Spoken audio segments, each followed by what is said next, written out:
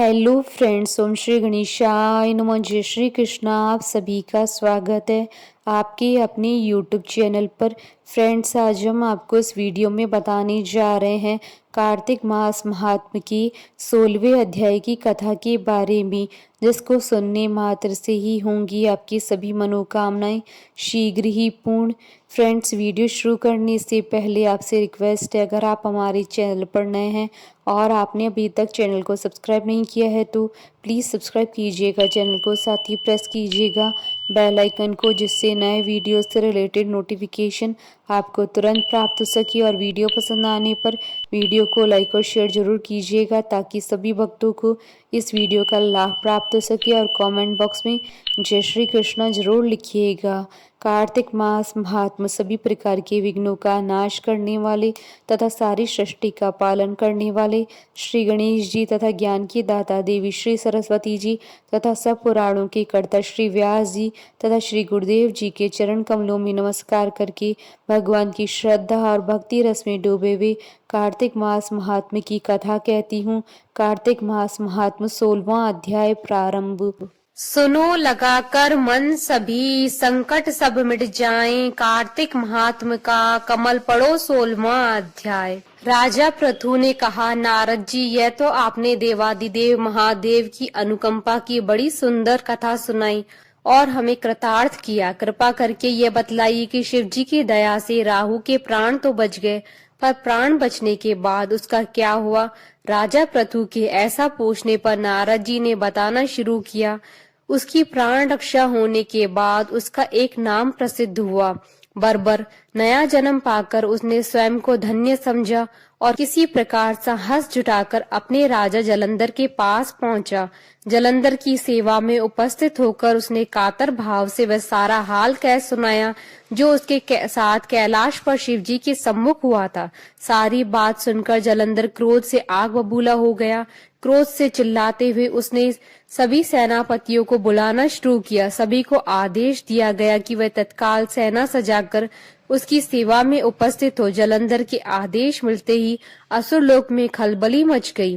तत्काल सभी असुर सेनापति अपनी सेना को सजाकर पहुंचे और जलंधर के आदेश की प्रतीक्षा करने लगे। काल नेमी और शुंभ निशुंभ आदि दैत्य युद्ध के लिए तैयार होने लगे। एक से एक महाबली दैत्य करोड़ों की संख्या में निकलकर आए और अपने अस्त्र शस्त्र तैयार करने लगे।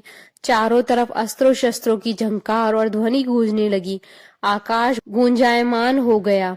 अपनी सेना को सब प्रकार से सुसज्जित होकर युद्ध के लिए ललकारती और उन्मत्त सेना को देखकर जलंधर का उन्माद और बढ़ गया। महाप्रतापी सिंधु पुत्र जलंधर, जो शिवजी के तेज से उत्पन्न हुआ था, वह स्वयं अस्त्र शस्त्र से सुसज्जित होकर निकला। उसके आगे आगे असुर गुरु शुक्राचार्य और छिन्न मस्तक राहु चल रहे थे। वह युद्ध के लिए निकला ही था कि एक अपशकुन हो गया। जलंधर के सिर पर सजा मुकुट गिर पड़ा और आकाश में मेघ छा गए और बड़े बड़े अपशकुन होने लगे। उधर इंद्र आदि सब देवता एकत्रित होकर शिवजी के पास पहुंचे। उन्हें सारा वृतांत कह सुनाया। यह भी कहा कि आपने जलंधर से युद्ध करने के लिए श्री हरि को भेजा था, वह भी जलंधर के वश में हो गए हैं। स्वयं श्री लक्ष्मी जी के साथ श्री हरि उनके यहाँ निवास कर रहे हैं। लक्ष्मी युक्त होकर जलंधर का सामर्थ्य पहले से ज्यादा बढ़ गया है। अब देवताओं को भी उसके यहाँ वास करना पड़ रहा है। सागर पुत्र जलंधर सेना सजाकर आपसे युद्ध के लिए आ रहा है। उसके साथ अनंत सेना है, जिसका सामना करना किसी के वश में नहीं है। आपके सिवा उसे और कोई नहीं रोक सकता। आप उसका सर्वनाश करिए भोलेनाथ। देवताओं के मुख से सारा प्रसंग सुनकर देवादिदेव महादेव ने श्री हरि से योग विद्या से संपर्क किया और उनसे पूछा, हे ऋषिकेश, आपने जलंधर का युद्ध में संहार क्यों नहीं किया? इससे भी अधिक अचंभित करने वाली बात यह है कि आप उसके वश में क्यों और कैसे हो गए? उसने क्या माया रस दी कि मायापति को ही मोह लिया? यह सुनकर श्री हरि ने वंदना के भाव में विनम्रता से कहा, हे देवादिदेव, सिंधु द्वारा पालित होने से वह एक प्रकार से लक्ष्मी जी का भाई होता है, इस कारण से मैंने उसका वध नहीं किया। वह बहुत वीर है और देवों के लिए अजय है, उसका वध करने में कोई समर्थ नहीं है। जलंधर के साथ युद्ध करते हुए उसके कौशल को देखकर मुझे बड़ा आनंद हुआ। मैं उसके शौर्य पर मुग्ध हो गया और उससे वरदान मांगने को कहा। उसने मांग लिया कि मैं उसके महल में उसकी बहन लक्ष्मी के साथ निवास करूं। अपने दिए हुए वरदान के कारण मैं विवश हो गया नाथ। यह सुनकर शिवजी ने कहा, हे परम प्रतापी श्री हरि, आप यह क्या कहते हैं? जलंधर अजय नहीं हो सकता। मैं स्वयं रण में उसका संहार करूंगा, इसमें कोई संदेह नहीं है। आप सभी देवगण अब जलंधर को मृत मानिए और उसके स्थान को त्याग कर दीजिए। शिवजी के ऐसा कहने पर संदेह की कोई संभावना ही नहीं बचती थी, इसलिए देवताओं को पूर्ण विश्वास हो गया।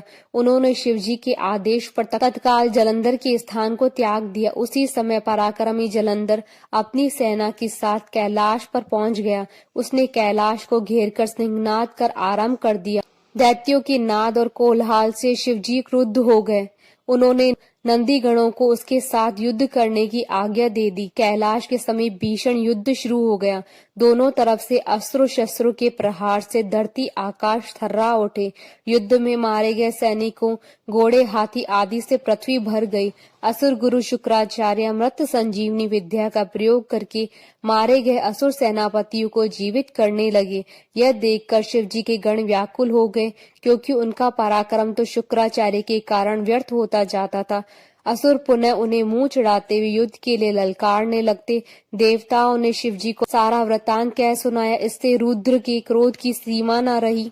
फिर तो उस समय उनके मुख से एक बड़ी भयंकर कृत्या उत्पन्न हुई, जिसकी दोनों जंघाएं ताल वृक्ष के समान थी। वह युद्ध भूमि में जा सब असुरों का च्यवन करने लगी और फिर वह शुक्राचार्य के समीप पहुंची और शीघ्र ही अपनी योनि में गुप्त कर लिया। फिर स्वयं भी अंतर ध्यान हो गई। शुक्राचार्य की गुप्त हो जाने से दैत्यों का मुख मलिन पड़ गया और वो युद्ध भूमि को छोड़ भागे। इस पर शुंभ, निशुंभ और काल नेमी आदि सेनापतियों ने अपने भागते हुए वीरों को रोका।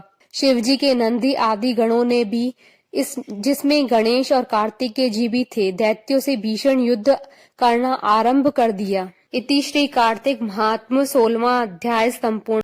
बोलिए भगवान विष्णु जी की जय, सनातन धर्म की जय। हमारे साथ इस वीडियो में अंत तक बने रहने के लिए आपका धन्यवाद। ओम श्री गणेशाय नमः। जय श्री कृष्णा।